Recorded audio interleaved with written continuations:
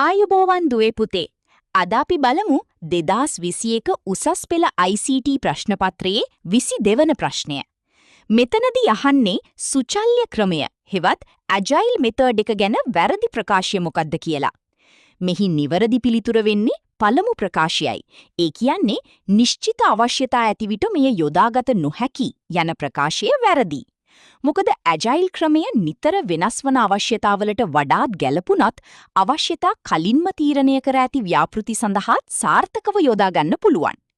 අනිත් කරුණු බැලුවොත් ඇජයිල් වලදී කාර්යයන් කුඩා කාල සීමාවන්ට හෙවත් ස්ප්‍රින්ට්ස් වලට බෙදාවෙන් කරනවා.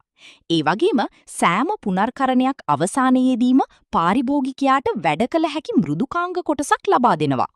ව්‍යාපෘතිය පුරාවටම පරිශීලක ප්‍රතිපෝෂණ ලබා ගැනීමත් සෑම අධියරකදීම පරීක්ෂා කිරීම හෙවත් ටෙස්ටිං සිදු කිරීමත් මෙහි විශේෂ ලක්ෂණයයි.